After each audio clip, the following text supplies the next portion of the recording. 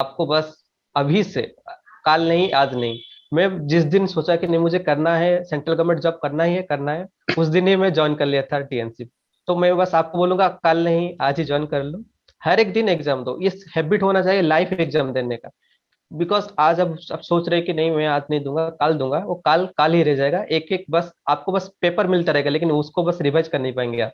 इसलिए हर एक दिन लेवल लाइफ एग्जाम दो, उसके बाद आपका रैंक को इवेलुएट करो। और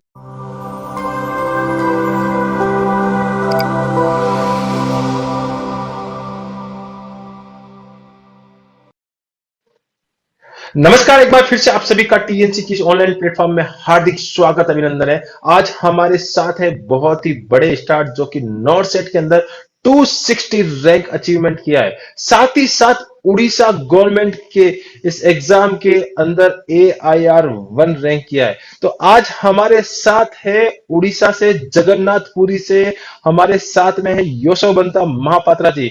बहुत बहुत बधाई और शुभकामनाएं sir ji. Thank you sir ji. Thank you sir. कैसा लग रहा है आज? बहुत बहुत अच्छा सर, ये तो सपना था सर, अभी तो पूरा हो गया है सर आपके वजह वजह से। ओके, सबसे पहले जो अपना एक परंपरा है, सबसे पहले जितने भी जो व्यूअर्स हैं आप अपने बारे में इंट्रोडक्शन दें। आप कहां से आते हैं, आपने नर्सिंग कहां से किया और कौन से ईयर के अंदर पास आउट किया? सर मैं एक्चुअली बरहमपुर उड़ीसा से आता हूँ, और मैं जीएनएम किया था सॉम नर्सिंग कॉलेज भुवनेश्वर से। 2019 के पास आउट हुआ। उसके बाद 2021 में, इस साल ही मेरा पोस्ट बेसिक खत्म हुआ। उसके बाद अभी 2021 में ही मेरा नर्सेट का क्लियर हो गया है। ओके, बहुत ही अच्छी बात है। इससे पहले जहां तक मुझे याद है कि आपने ओ ट्रिपल एससी के अंदर ऑल इंडिया फर्स्ट रैंक लेके आए थे। तो बहुत ही अच्छी बात है, उसके लिए भी बहुत बहुत बधाइयां। और उस समय आपने एक वीडियो रिकॉर्ड करके भेजा था, लेकिन आज हम लोग लाइव हैं। तो सबसे पहले मैं ये जानना चाहूंगा कि आपको जो जो ये एक ऑल इंडिया फर्स्ट रैंक जो आपने स्टेट गवर्नमेंट के अंदर पाई है, साथ ही साथ नॉर्थ सेट में 260 रैंक, बहुत ही बड़ी रैंक आपने जो अचीव की है, उसके पीछे क्या स्ट्रेटजी रही है आपकी? सर एक्चुअली मैं 2019 में जीएनएम पास हुआ था। उस टाइम में तक मुझे कुछ पता नहीं था एक्चुअली ये इसके बारे में, क्योंकि उड़ीसा में इतना भी ज़्यादा डेवलपमेंट नहीं हुआ है कि कुछ कोचिंग वगैरह कुछ भी नहीं खोला है। लेकिन उस टाइम लकीली सर आपका टीएनसी उस टाइम ही खुला था, मुझे पूरा फुल याद है। उस टाइम आपका टेस्ट सीरीज चलता रहता था, हर एक वीक में एक एक न्यू टेस्ट सीरीज आता रहता था। तो उस टाइम से, तब से मैं ऐसे पूरा आपके साथ कंटिन्यू करता हूँ।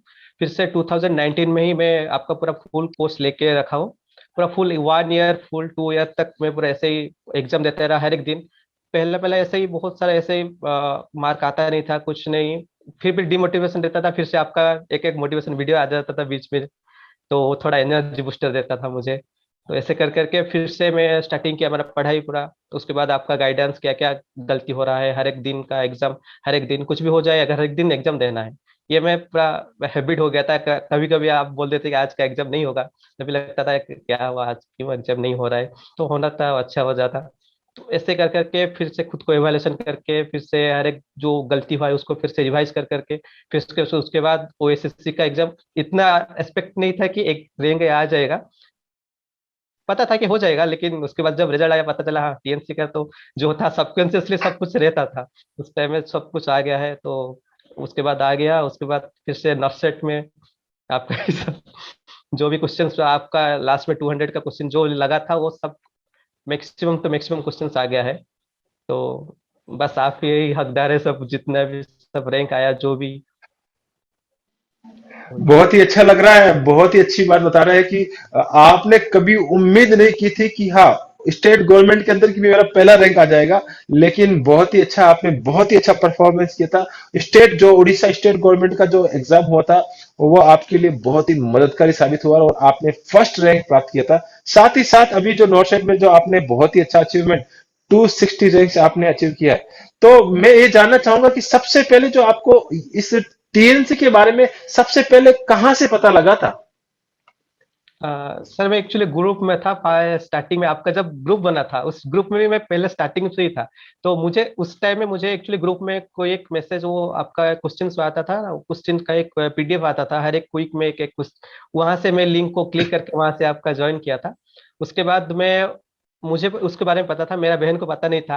मैं उसके बाद उसको नर्सेट का 2020 का जो हुआ था, उस टाइम में उसको बोला कि एक नर्सेट का ऐसे टीएनसी का है, तुम उसमें ज्वाइन कर लो।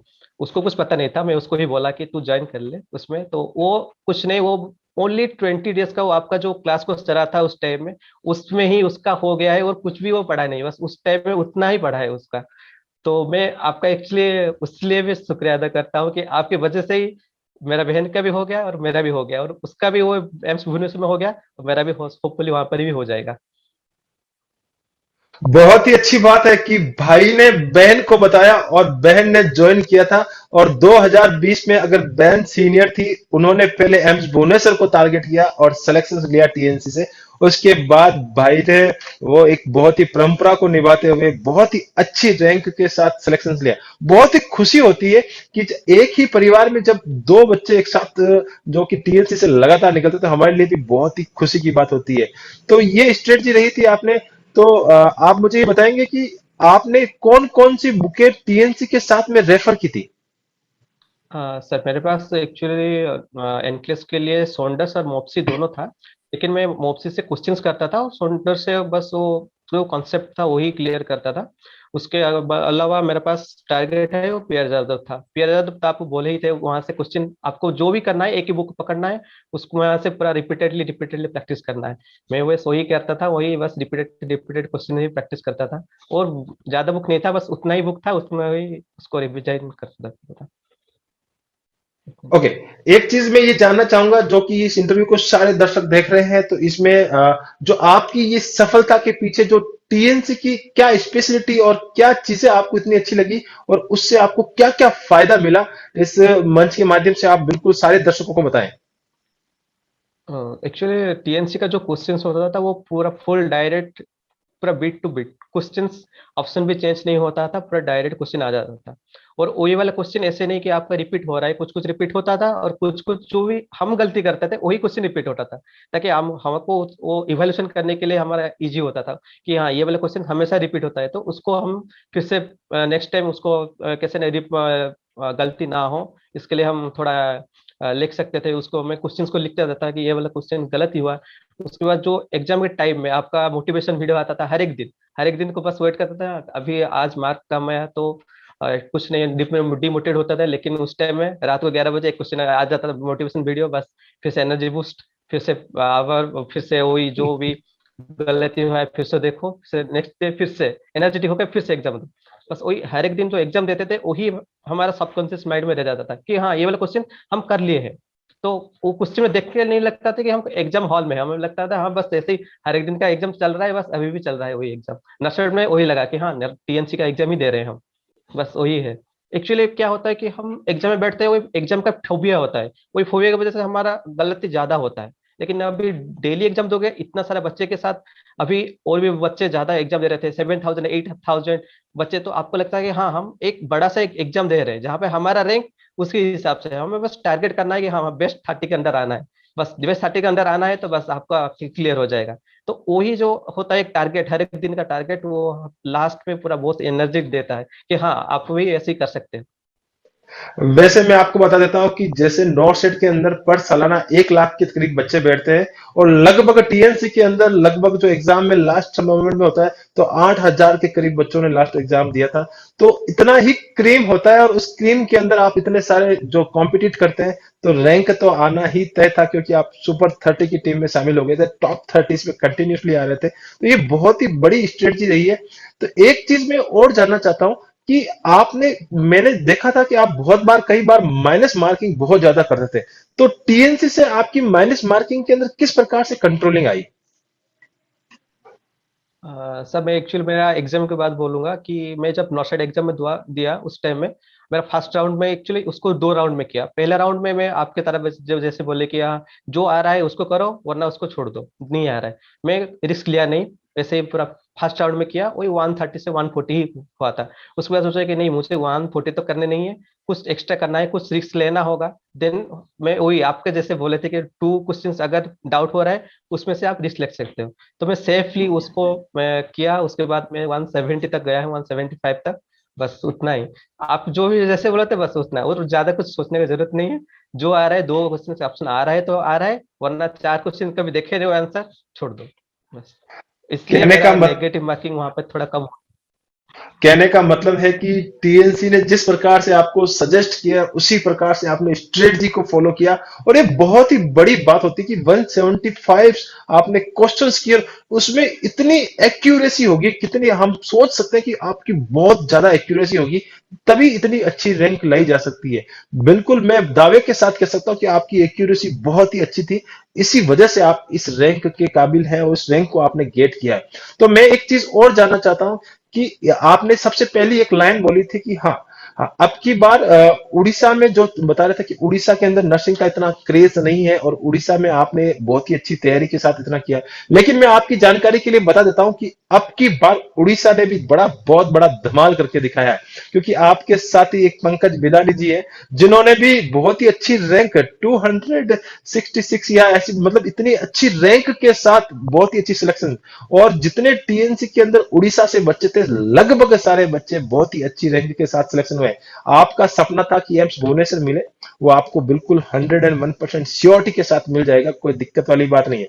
तो ये इंटरव्यू जितने भी उड़ीसा के लोग और ऑल इंडिया के जितने भी लोग देख रहे हैं, उनके लिए आप अपनी तरफ से क्या सजेशंस और क्या एडवाइस देना चाहेंगे? मैं बस यही एडवाइस दूंगा आपको, बस अभी से, कल नहीं, आज नहीं।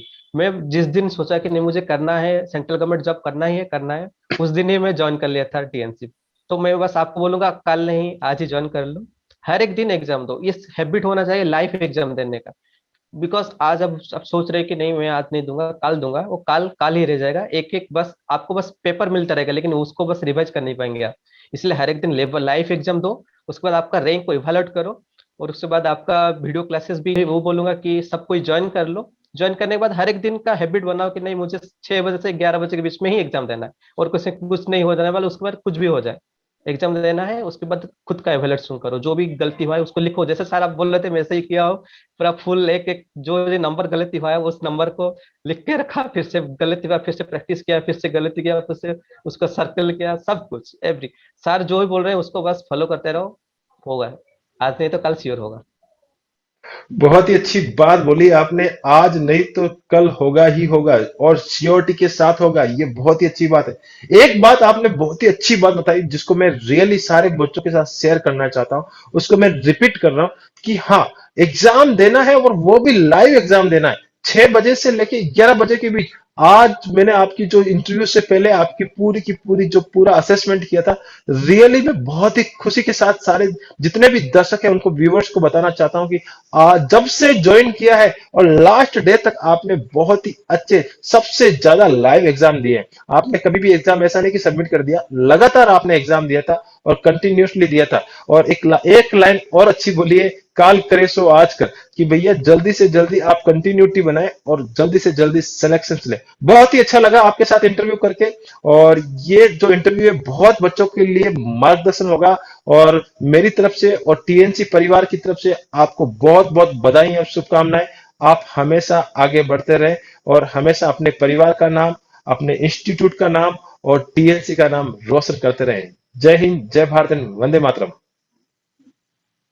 Thank you sir.